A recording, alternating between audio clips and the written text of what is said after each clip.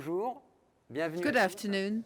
Welcome to all of you. It's a great pleasure for us to start the afternoon with a fascinating topic, solidarity and the elderly people in society, with Fabienne BARBOZA, Serge GUÉRIN, and Paul-Alexis, and Myriam KHOMRI. So let's go around the table. There are two strong words, solidarity and the elderly. So I would like each of you to tell me, how do you connect those two words? Because we possibly have different meanings of the word solidarity and the elderly. Fabienne?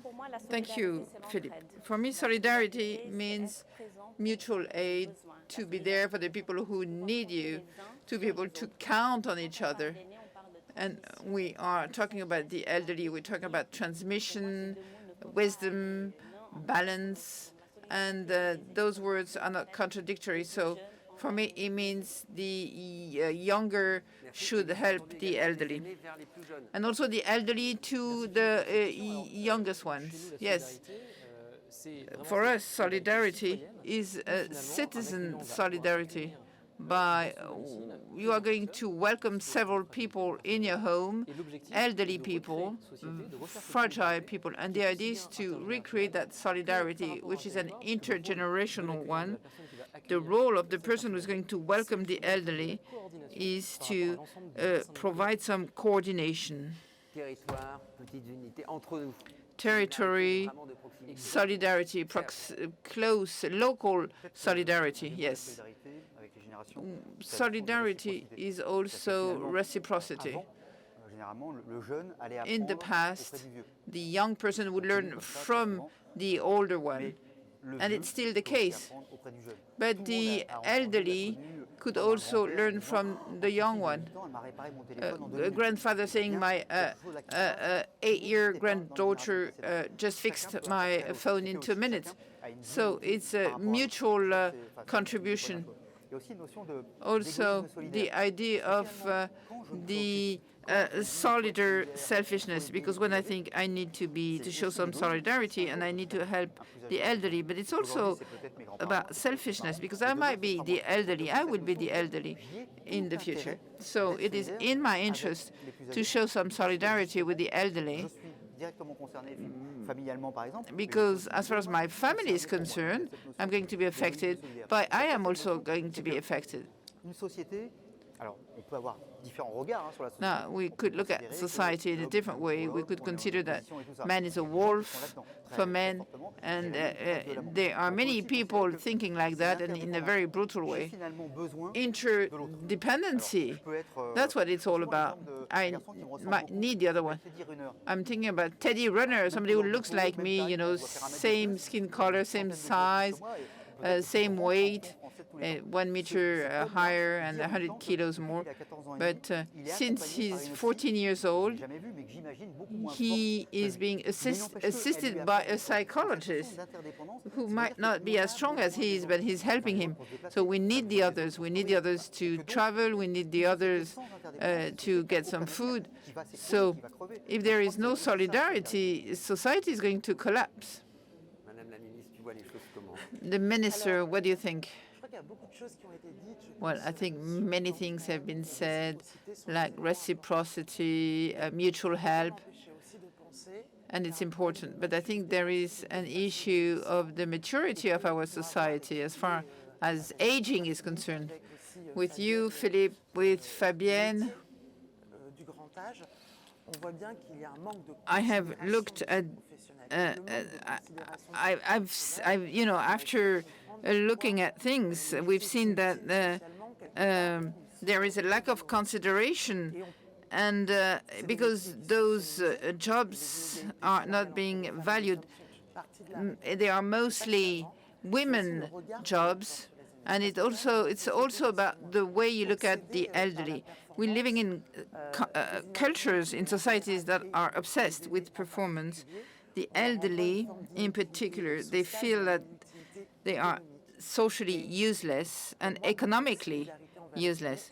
But that solidarity towards the elderly is something that we need to develop.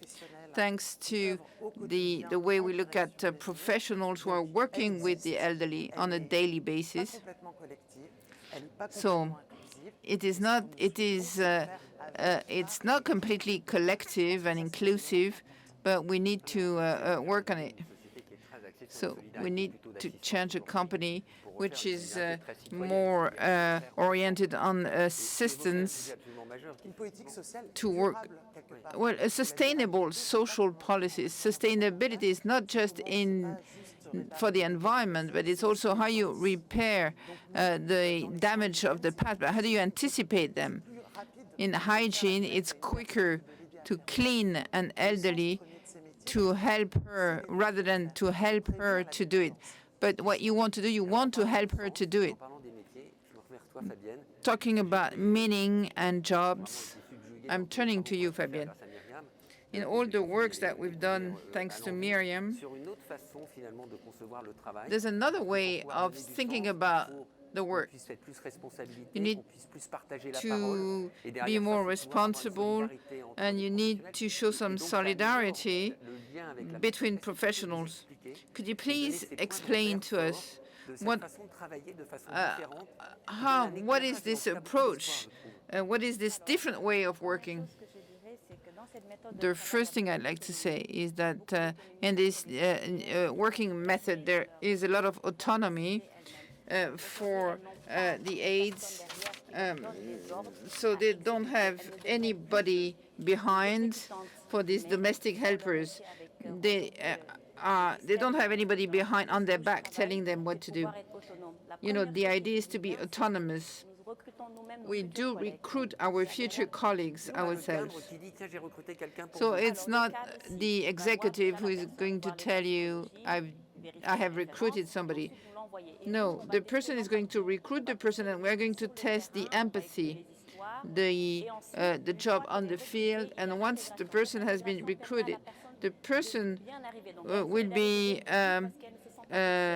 integrated. So there's like a tutor who is going to assist the person to explain what the person should be doing. So you're not isolated when you start working. And then the visits that you are going to pay to the future beneficiaries, we don't have somebody who is going to come and pay the visit with us. Who is going to work at home? The domestic helper. So we do pay the visit ourselves, and we tell the person what we can do, and we ask the person's needs. We ask the family to let the person express themselves, even if she has cognitive disorders, because then we'll find ourselves alone with the person. And this is creating trust. The person knows who is going to come and ring the bell just to say, my name is blah, blah, blah. No, you know, it's ice-breaking, and so when you start working, the person will be reassured. And then the timetable, and in fact, we don't have to run from one neighborhood to another. We work as close as possible to the people. When we come to work, we are fresh and we have no transportation issues. We know exactly who should be, who should come, who should replace. So it's a little bit like a revolution. It's a big revolution. It's a Dutch method. How is it called?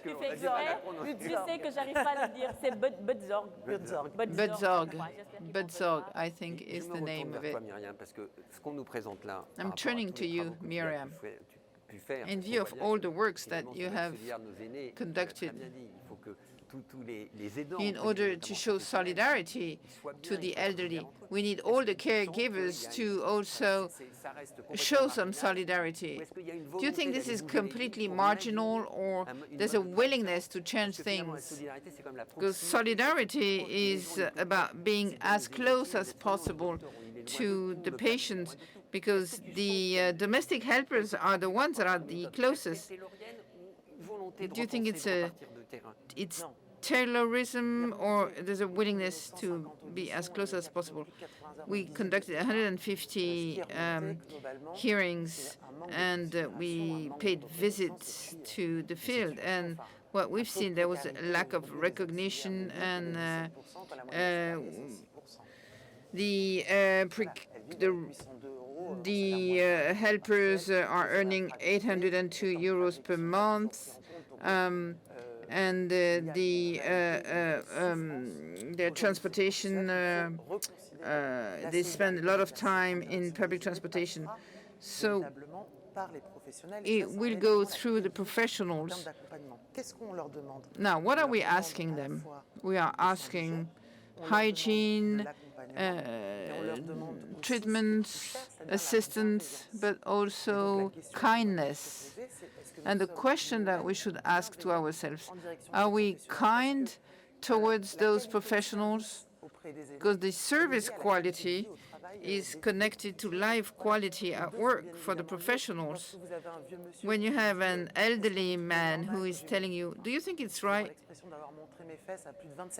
Do you think that it's normal that I had to show my buttock to 27 people this month?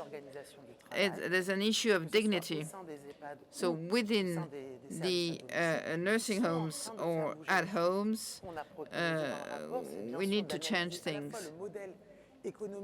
We need to analyze the business model of those new organizations. Sometimes you have 20% of absenteeism, and with these new organizations, the fact that they're closer to the teams and they're autonomous, they are meaningful jobs. The organization as it stands today, does it value them? The answer is no. So we need to value this new type of organization, the impact on life, the service quality, and we need to build a more consistent policy. So solidarity means that we need to give the floor back to people working locally and to the elderly. There won't be any solidarity if people don't talk to each other. Yes, absolutely. We used to say, yes, you could end up in that sector by coincidence, but you won't stay there by coincidence. There are people who don't find any meaning. But people are saying it's worse than just a tin, because it's you have to give meaning back to the job, and you cannot assist fragile people if the helpers are fragile themselves. And that issue of autonomy and meaning. You know, sometimes we talk about the society of despise, because sometimes I think I shouldn't have done that the way I did it, so I'm not happy about it. And you have to listen to people. Well, it's not the right thing to do, but let's look at why they're doing it.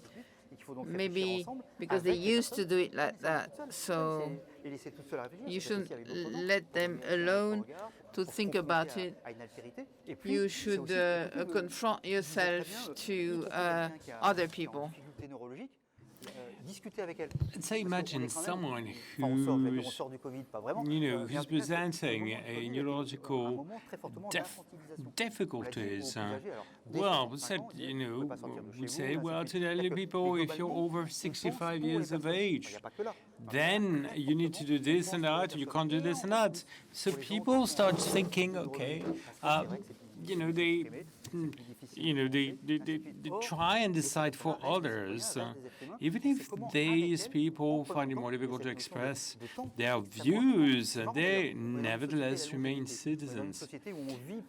We are in a society, we live in a society where people live longer, but they you know, we need to accept aging, the development of a society where seniors are in growing numbers, have chronic ailments, or might have, you know, disabilities in that fact. So people need to feel comfortable.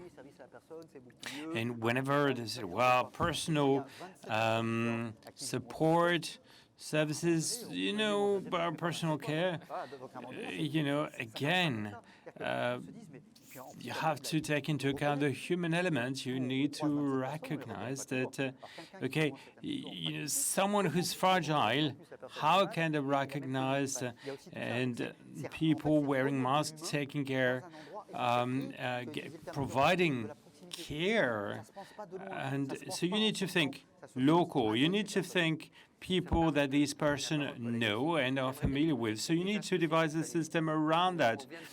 And from a cognitive standpoint, a system that is about making sense, giving a new purpose, providing local care. So what is this with its notion of family-driven care? What is it, you know, by way of, how does that give a purpose to a job? Well, our approach is about a family-driven way of welcoming. This is about the opportunity, giving the opportunity to someone who has disability to be accommodated in a family.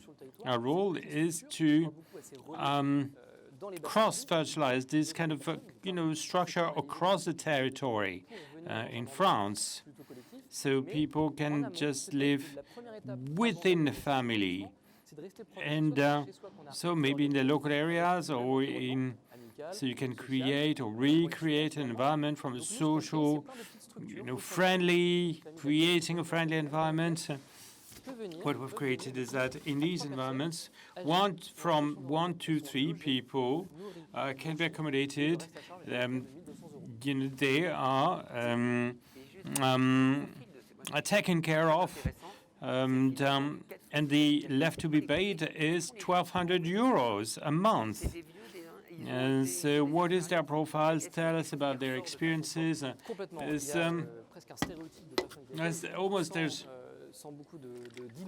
typical cases, 91% of people who receive those people within the schemes are female, and they've reached a later part of their career. And according to our soon-to-be-published study, we have about 65% of those people receiving people with disabilities who come from a social, you know, social background. So these people don't commit to this, don't get into this for economic reasons. But are you talking about? No, I'm talking about typical profiles of people who receive people with disabilities who come from the nursing background, let's say. And we're talking about time. They give their time. So we're talking about the significance of time. And so why is, you know, and there's going to be people who can be taking the time to look after these people. This is a real solution, a real possibility. And I believe that the difficulty, and we can see this when we get contacted to put together such schemes, there's a kind of a people, you know, given their place. And no, in actual fact, we want to give them the opportunity to take the place they want to. Should there be any, you know, need to prepare dinner or whatsoever, these people will take the place they want to. We're not going to give them that. We are going to give them the opportunity to choose, to decide, to give them the capacity to decide, to choose. And that's empowerment. That's what autonomy is about. Otherwise, it doesn't make sense. You said that people are 50s, 55, they have their own family. How doesn't that shake the family structure? Or is it a source of a breach exchange and a breach experience? At some point, and it's quite funny to see that children who entrust and confine more in people from outside the family, and this is so the reality is that the people are really embedded in these families. The family becomes an anchor, and so you don't take such a decision lightly, and it's just very subtle. There's a real family-driven consideration, and people from a medical, social background were involved, the husband, the children. There's a philosophical project behind it. That's maybe my children still live at home, and so 1 in every 2 families live with their children still at home, so there's intergenerational transmission here. And so you think, well, you're talking about these are accompanying persons, these people, these women who commit to these types of projects to welcome people with disabilities within their families. It's going to be adding a rich source of exchange. It is it is a bonus. It is an opportunity. And there's still. It is at times this matter is perceived as a burden, or no. Let's remind people that okay, you've got parents, you're happy, they're still alive. So, what I think that's not bad, isn't it? It's got a cost, yeah. But let's say for people over the age of 46, well, you remember that back in 1900, you were all dead because life expectancy was way shorter. So welcoming these people is about widening up the scope. It's not about losing rights. But these children discussing with, those elderly people who welcome in these families, well, maybe one of these elderly people will have maybe the skills to explain, to tell children how it is. And I remember that I visited Brussels recently, and I ended up with looking at a cartoonist, ended up at an exhibition center, get a cartoonist at Peyo's work, Peyo, the author of The Smurfs, and he created the character of Mrs. Adolphine, an elderly woman. And what's happening when the hero of this cartoon is sick? He becomes very sad, he loses superpower, and the first person that he goes to see when he's not doing well, and he's Mrs. Adolphine, the elderly lady. And this is what a family, is about, and this particular scheme is about. This is a source of rich discussions, and you can't do these jobs if you can't connect with the person you support, elderly people, amongst others. And when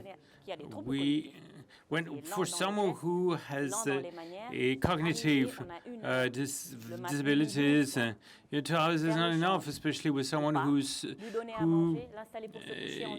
needs to be set up for when you need to prepare someone for sleep or dinner, or it takes a long time. But let's imagine someone who's a very depending person from physiological standpoint. We don't want to rush into taking care of people. In terms of we don't want to rush the delivery of care. We want to take the time that's needed to look after them properly. I like the method of this family project because many people in France want to stay home as long as possible. and if you can't do this and that, and if you have an alternative to put these people in other families that can look after them, for these people to handle, to really enter the later stage of their life as a family, within a family environment, that's great. It's high time to enhance and get more familiar with those delivering home care. This is key. I think the notion of time is key.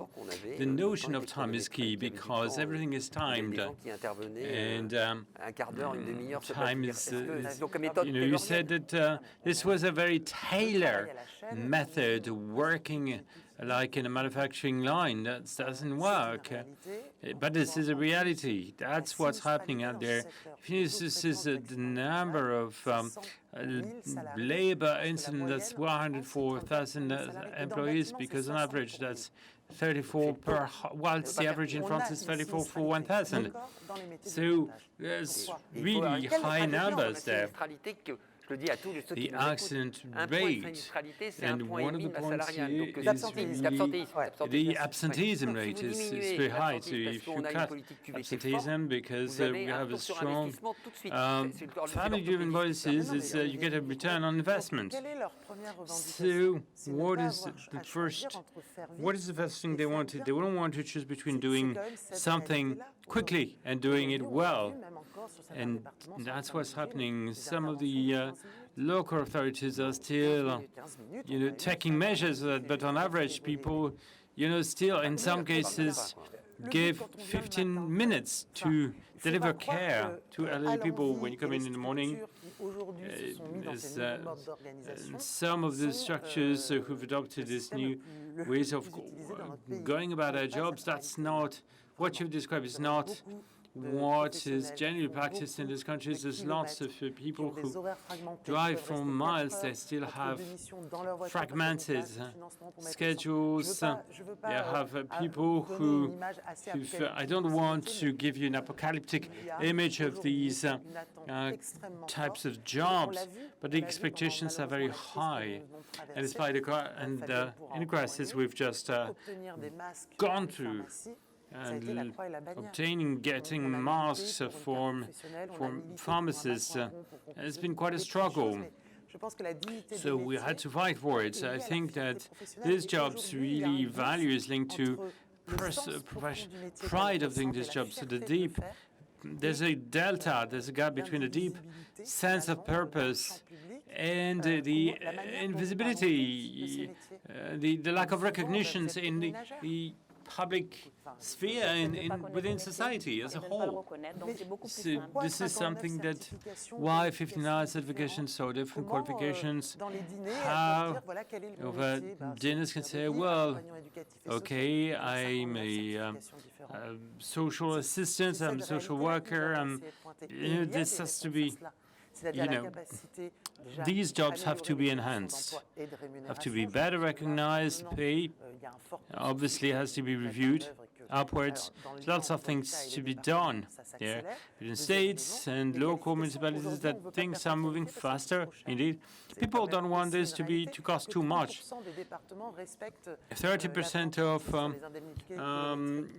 lots of local authorities don't respect appropriate compensation, appropriate benefits. Even mileage reimbursements, no career development opportunities. And again, this is about delivering.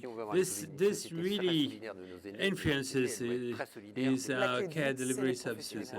So the key here is these all of these factors I've described. COVID, has that shaking? Has that changed your practices? Indeed, it has, and it has revealed solidarity, tremendous solidarity.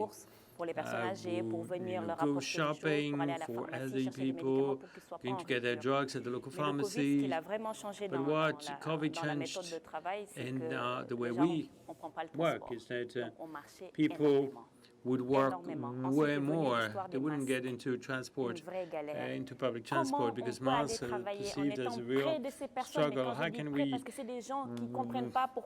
work with these people because they can't understand why we have masks?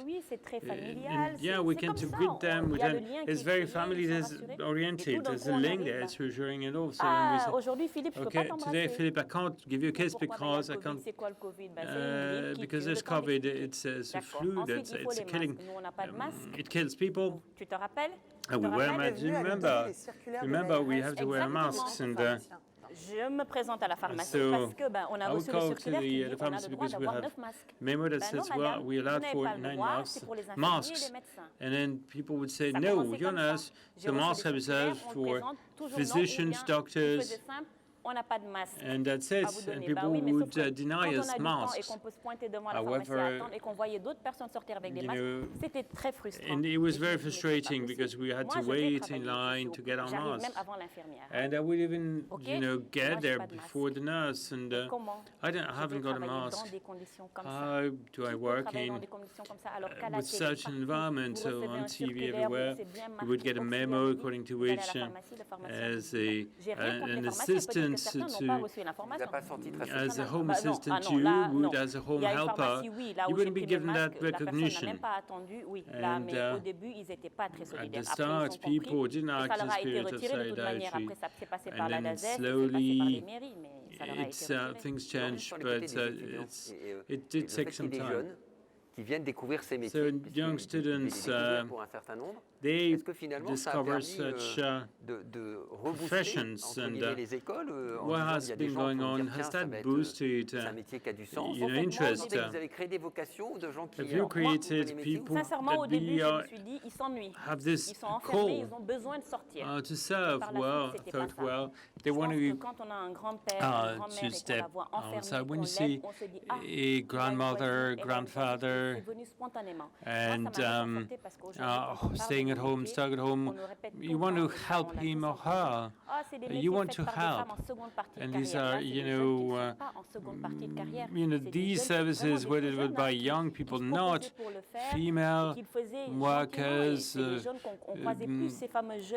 reach the end of their, or the latter part of their career. So this is really comforting to see that the young have spontaneously answered that call. You didn't wait to be taught or to be compelled to do that. It's just, it came naturally. I really appreciate that. Jean, I think it's solidarity, the elderly, and solidarity. Isn't there a generational theme there? It's not about the intergenerational, but there's real solidarity there. Isn't there a conflict between today's generations of people in the 50s, 60s, to act in solidarity of the elderly people? Was the younger generation more careless or feeling freer? Do you think that's the same across all generations? Well, as is often the case when we don't know how to oppose people, say, we'll find the thing about generation, but the opposition can be social, cultural, in value. And people believe in it because this is their day-to-day experience. It's like, okay, this guy looks like my grandfather. It's like granddad. And this really part of the young, this is what I felt. Said, well, the young didn't wear masks. That's what's happening is because of them. Or this is a top-down opposition, but okay, maybe these young students never talked to Mrs. Denise, next door, and now they went to get their shopping, and that's what happened. So from a period, I hate families, and now we've entered this period of solidarity, and this is about the notion of family, in various definitions there.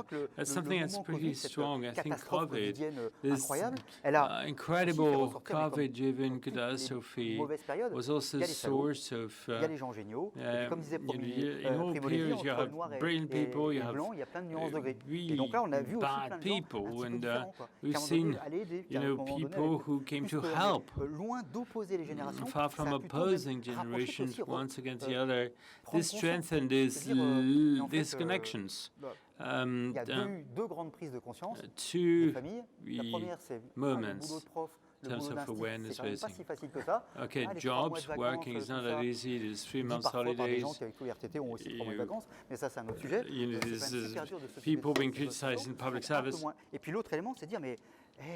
That's something that's we all of a sudden they play a key role in combating COVID and the healthcare sector, and then these various forms of solidarity. And there's a symbolic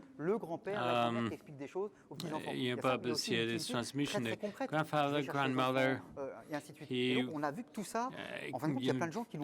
really pass on the legacy and share their personal experiences.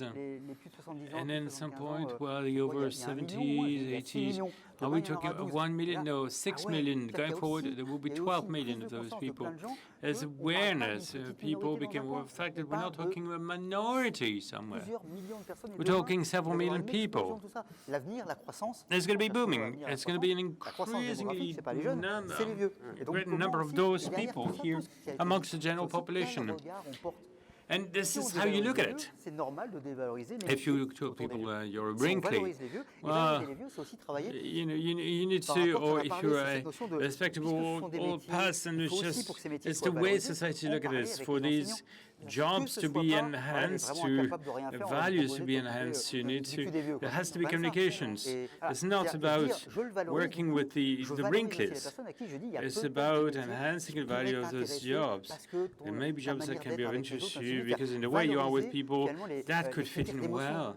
It's about enhancing emotional criteria, emotional intelligence, as opposed to going beyond management control. Effectivement, j'ai vu que la Fondation Cordon que tu présides a sorti un rapport extrêmement intéressant sur la notion de l'utilité de nos aînés.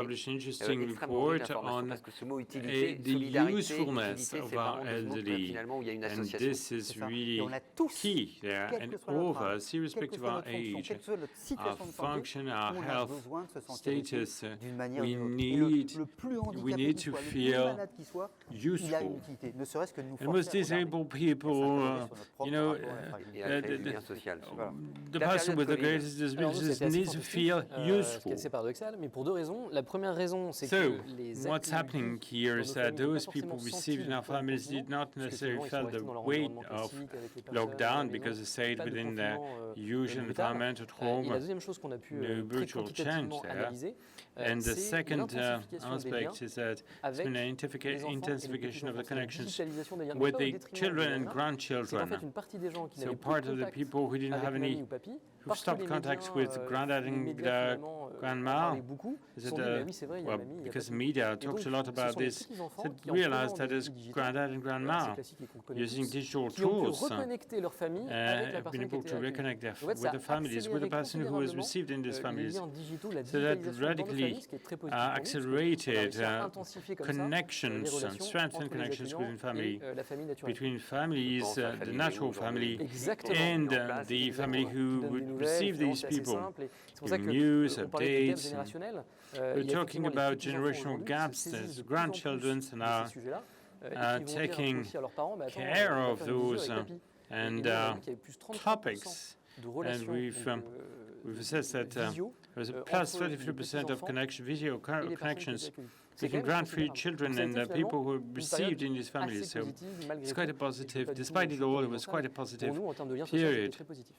Very positive from a social standpoint. What about this COVID period? Ça changerait un certain nombre d'éléments de recommandations que tu as faites. On pourrait rajouter, renforcer un certain nombre de points. Il y a des points nouveaux qui sont apparus. Comment ça réinterroge? C'est le rythme. Il faut accélérer. It's just we need to move faster. This COVID period showed that we need to accelerate. We need to move faster, and we needed to change faster. And testimonies from stories from social helpers in working elderly people, that people applauding clapping their hands at 8 were just for nursing staff and doctors, not for them. So there was this strong reaction against this lack of recognition. So in the report that I was describing, 59 measures, like the competitive exam to access the helpers. We worked with the regions in France yesterday. So there's more such helpers in schools, he says, and more people are interested in this profession as home helpers as well. And then we came to a period where human health was the priority, human life and human health. Well, that might have created some callings. We need to work on this health think tank, and this has allowed to create for some of the healthcare professionals input in terms of benefits, notably with private sectors and non-profit making sectors, but this remained the issue of home helpers, and there we have to wait measures in the near future. So the vast majority of the elderly live home. And when you look at figures, most of them, live at home. There's a minority living in elderly residential homes. So it's about enhancing the qualification of those home helpers. So we have people with cognitive disabilities. And we need to have a training that allows to really prepare for these. And to address this, it means that support, what makes a connection what it is, has to be enhanced. And we need to improve the image of these, the image of this value. So medical social has to be brought together more closely with the sector of healthcare. So taking care of what home helpers have to say. And I think you just don't hesitate to be So I think this is a major stake there. So the feeling was to be at the bottom of the social ladder, and to suffer from a lack of recognition, to be good enough, and whatever is said is not taken into account. J'ai fait mon introspection en travaillant avec vous, mais je me suis rendu compte que self-reflection and alors la manière dont tu t'occupais des aides-soignantes et je me dis, mais j'ai honte de moi, parce que je me permettais de faire des interruptions de tâches, comme si moi je faisais la visite chez le docteur alors que on rentre dans la chambre, vous avez ça, et voilà, et je peux déranger. J'ai vu que dans un élément de stress, on travaille beaucoup sur l'activité avec Nehs et la ménage, on travaille sur les éléments de stress, et bien un élément de stress majeur, c'est les ruptures de tâches. Nous sommes des pourvoyeurs de ruptures de tâches, les docteurs, absolument, c'est incroyable. Et deuxièmement, quelle parole on donne? On parle éventuellement avec l'infirmière, avec l'interne, mais la parole de la personne qui est au plus proche. On fait les confidences, et avec en plus quelque chose que j'ai découvert, c'est que finalement, en plus, le malade, il va dire un peu les choses à l'infirmière, au docteur il ne va pas oser, il va engueuler, c'est l'aide-soignante qui en prend pour tout le monde. C'est-à-dire que finalement, le mécontentement potentiel, il s'exprime forcément aux gens avec qui on est le plus proche. Et je pense que tu poses un problème de fond majeur, c'est cette solidarité au sein même des professionnels et entre le champ du sanitaire et du médico-social. Et pour une meilleure prise en charge. Mais en fait, il y a déjà un gros problème, et Serge l'a souligné tout à l'heure. Il ne faut pas envoyer n'importe qui dans des métiers de proximité à domicile. C'est pas possible. Home help is not for everyone or anyone. Arrêtez dès que quelqu'un n'a pas de travail. Arrêtez dès que quelqu'un est licencié whenever someone is out of a job pour rester à l'école parce qu'il est en rupture scolaire. Allez, hop, on va t'orienter vers les métiers du domicile, on va t'orienter vers les métiers des personnes âgées. Home helpers C'est possible de continuer comme ça. Déjà, il faut commencer à créer des gens qui ont de l'empathie, qui ont de la patience, des gens qui savent identify people who have empathy, who are patient, and then direct them to these jobs. this is not just a job for just paying the bills.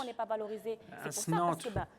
People don't feel that the values is no hands. It's just that, as a home helper, you pay for a service, and when the job is not done properly, because we put into this job people who don't like this job, and they do it just to make ends meet, and stop directing the wrong people to this job. This is a disaster because we have to suffer something that we don't have to. It's 2020. We've had enough of that. D'ailleurs, dans le rapport, ce qu'on a préconisé ensemble, c'est qu'on mette en place des In the report, what we recommended today and together is that we're putting real we were going to be testing the know-how to be of these people, and this is then that will take people towards training. Otherwise, it's not going to work. We're going to be paying training for people who are going to be giving up these jobs because they won't be in the right place. C'est des métiers de la relation, et c'est pas le problème technique. Le technique, c'est le plus facile. Well, the technical aspect of it is the easiest. For those who train to work in health facilities, I'm telling them, first of all, go and have a look. It's like volunteering. People want to be volunteers. I'm going to help the others, but who are the others? For example, you might not feel comfortable. If you're not comfortable, people are going to see it. So, something that needs to be valued is emotional intelligence. Some people are not done for that. So we don't value the right thing. If there are two people who are doing the wrong job, the 6 other ones are going to pay for them, and there won't be a good spirit. So you need to share a maximum of common values. We're talking about solidarities, local, territorial solidarities, but there's one solidarity that we've not addressed, which is fundamental, and I'm being faced with on a daily basis, is the solidarity between the public and the private sector. We've been in existence for 3 years. We have 5,000 people welcoming families, and I asked for some masks, and I'm still waiting for the answer. We got a letter a month later, but I'm still waiting for the answer. Can they have some masks? And because the ideology is they are working in the private sector. We are a social and solidarity company, but it's good to create social value. Unfortunately, today we could be faced with an administration which is blocking. We do have 5,000 people working in our group, but we know that to make connections, we could go up to 50,000 family helpers. There are many people working in nursing homes and others that are staying at home, but they need to be assisted, and very often they are isolated, they are alone. And we need to work hand in hand with public players. So solidarity is also at that level. Sometimes I could be frustrated. You mentioned Europe. In France, we see that there is a potential build-up. This family welcome, is it very French, or are there any European countries working on it? France has the most legislations. We do have systems in Italy with people coming from Eastern European countries coming to look after elderly people in Italy before they go back to their country, but it's not necessarily very official. And we are going to go to Germany next year because we have the same needs, and in Poland because we have the same needs. There is a middle class, an emerging middle class, which is aging,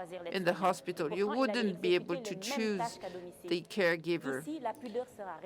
But here, we will respect your privacy. You know, he's not going to tell anybody that he's seen you naked. So He's not going to see a mother like a naked mother, like a naked person. He's going to look after her and respect her. And there are more and more men who do it, and young men. Absolument. We need to continue and mediatize them. Peut-être Myriam, Serge, Another comment question. simplifier la prise en charge socio-sanitaire How des could aînés we avec cette gouvernance simplify the entre le social département, la health région, l'État? treatment of J'ai fait exprès que vous disiez que 30 the secondes pour elderly? répondre parce que je vois qu'on aurait pu y passer la journée. Mais s'il y avait une idée We could have forte spent the pour whole day on améliorer this. cette espèce d'éparpillement, c'est How quoi could la we improve l'idée? the fact that it's C'est vrai qu'il y a all besoin d'un chef de file, quoi. Je rentre même pas dans lequel. Enfin, on a scattered. parlé plusieurs fois de la proximité. Dans les pays du We've Nord, c'est la talked ville. about C'est being les champs local. plus proches. In Je sais northern qu'il y a quelque chose à countries, réfléchir autour de ça. Mais je mets des it's peut-être at parce que the c'est town compliqué. En tout cas, level. ce qu'il y a dessus, je crois que Myriam, tu seras d'accord avec ça, c'est qu'il n'y en ait pas 50. Myriam, I think you will Très agree bien. with that. We Myriam, don't et en need même to temps, je have te laisserai 50 la of them. conclusion, Myriam, parce que and je I sais will que tu leave voulais you nous donner un peu de respiration. to the Alors, conclusion. Je pense que tout le monde doit I faire think un everybody effort. should make Voilà, an effort. l'État, les départements, The et aussi government, l'ensemble the des branches department, professionnelles. and Voilà, all tout the le monde est concerné, tout le professional monde doit faire un pas. branches. Et pour Everybody conclure, je vais should commencer make an par effort. la And in 29 secondes. conclusion, la phrase de I would like Simone to de start Beauvoir, un with livre qu'on a Simone de retrouvé, La Beauvoir's vieillesse. sentence Le sens de a notre book vie est en question dans l'avenir about qui nous the attend. elderly. Nous ne The savons meaning pas of qui our nous sommes life si nous ignorons is qui about nous serons. what Ce vieil we homme, can cette vieille expect. femme, reconnaissons-nous en eux. Let's Il le faut recognize si nous voulons ourselves in assumer that dans sa old man totalité and that notre old condition woman. humaine. If Du we coup, want nous n'accepterons plus to avec recognize indifférence our le malheur human du dernier condition, âge. Nous nous let's not sentirons be concernés. Nous le sommes. indifferent. Merci beaucoup. Merci à vous tous. Merci à ceux qui nous ont écoutés et qui ont envoyé des questions. Thank Vous you avez to une pause all of et le you. prochain débat à 16h. Now we're going to take a break. L'État, The next discussion, une next panel discussion plateforme will be numérique at pour tous. 4 o'clock. On vous The souhaite state, a une bonne fin digital de meta CHAM. platform Au revoir. for Merci. all. Au revoir. Thank you. Bye bye.